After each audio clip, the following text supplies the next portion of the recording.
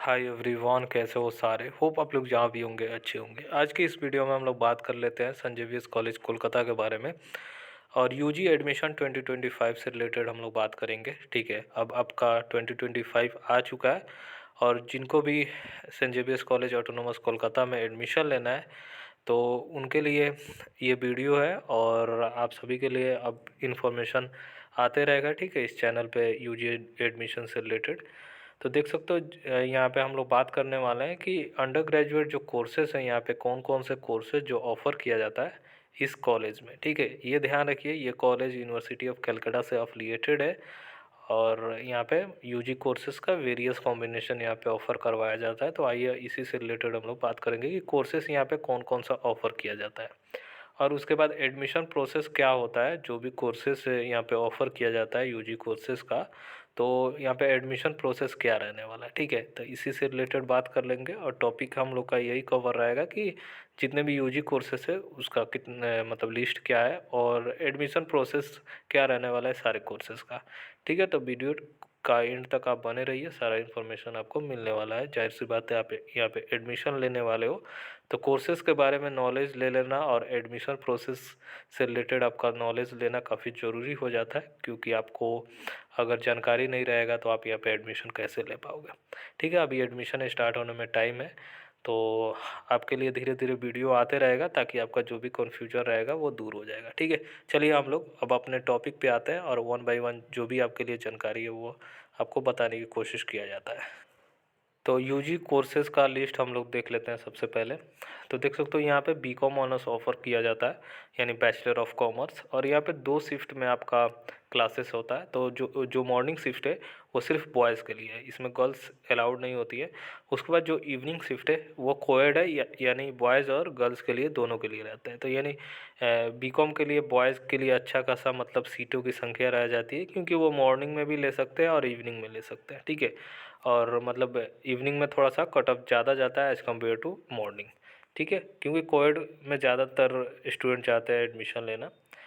उसके बाद BMS offer किया जाता है यहाँ पे, यानी बैचलर ऑफ मैनेजमेंट स्टडीज़। ये काफ़ी प्रीमियम कोर्स है और काफ़ी डिमांड में रहता है ये भी कोर्स। उसके बाद हम लोग आ जाते हैं आर्ट्स के कोर्सेज़ पे, यानी बैचलर ऑफ आर्ट्स में। तो इसमें कौन कौन सा ऑनर्स कोर्सेज़ है ये थोड़ा सा समझ लीजिए आप। इंग्लिश ऑनर्स है, पॉलिटिकल साइंस ऑनर्स है, सोशोलॉजी ऑनर्स है, बंगाली ऑनर्स है। बीए 3 ईयर का जो प्रोग्राम कोर्स है वो यहाँ पे ऑफ़र किया जाता है और यहाँ पे इकोनॉमिक्स ऑनर्स है। उसके बाद हम लोग आ जाते हैं BSc mass communication and videography भी यहाँ पे अवेलेबल है। ये भी काफ़ी डिमांड में कोर्सेस है और ये भी काफ़ी प्रीमियम कोर्स है इस कॉलेज का। उसके बाद हम लोग बीएससी में आ जाते हैं। तो बीएससी यानी बैचलर ऑफ साइंस के कोर्सेज़ कौन कौन से यहाँ पे ऑफ़र किया जाता है। यहाँ पे 2 कोर्सेज़ जो है वो इंटीग्रेटेड कोर्सेज़ है, वो भी हम लोग बात कर लेंगे। ठीक है, यानी 5 साल का कोर्स है, बीएससी प्लस एमएससी दोनों डिग्री एक साथ मिलेगा, यानी 5 साल आपको पढ़ना होगा। ठीक है, अब देख सकते हो यहाँ पे माइक्रोबायोलॉजी ऑनर्स है। उसके बाद एमएससी इंटीग्रेटेड बायोटेक्नोलॉजी, यानी ये 5 साल का कोर्स है जहाँ पे इंटीग्रेटेड लिखा गया है। ठीक है, फिजिक्स ऑनर्स है यहाँ पे, केमिस्ट्री ऑनर्स है, स्टैटिक्स ऑनर्स है, मैथमेटिक्स ऑनर्स है और एमएससी मल्टीमीडिया इंटीग्रेटेड है। तो ये कोर्सेस है यहाँ पे ऑफ़र किया जाता है। होपफुली आपको समझ में आ चुका है।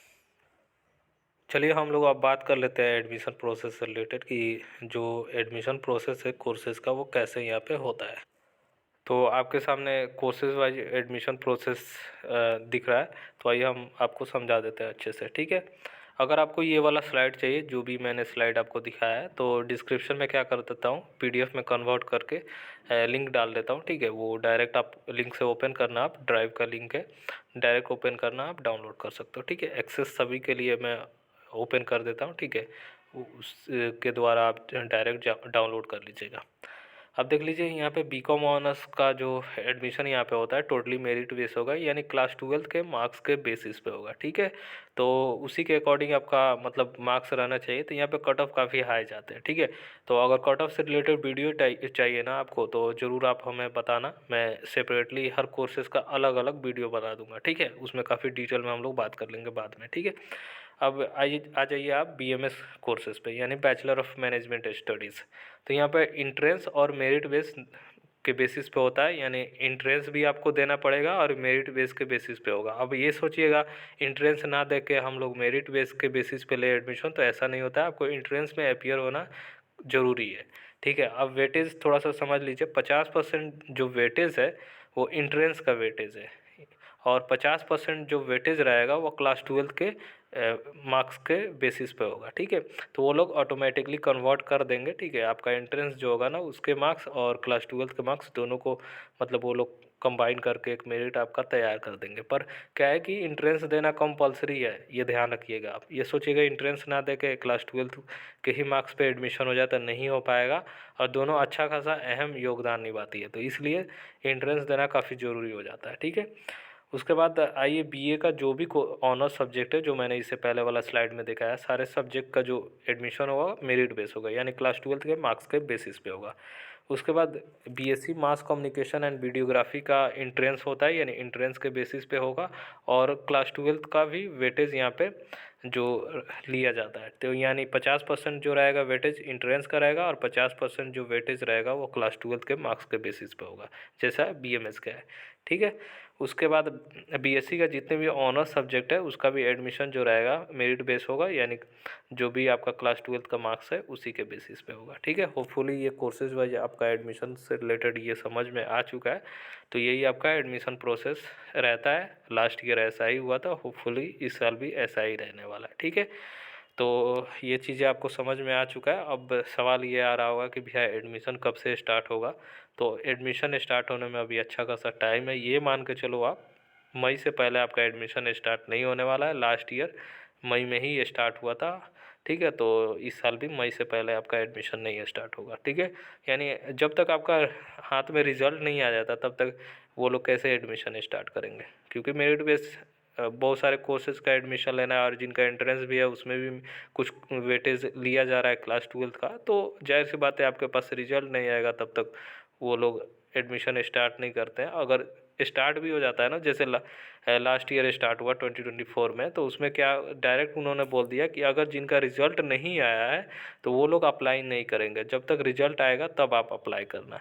तो ऐसा रहता है, तो रिजल्ट आपके हाथ में रहना काफ़ी ज़रूरी हो जाता है। होप ये चीज़ें समझ में आ चुका है।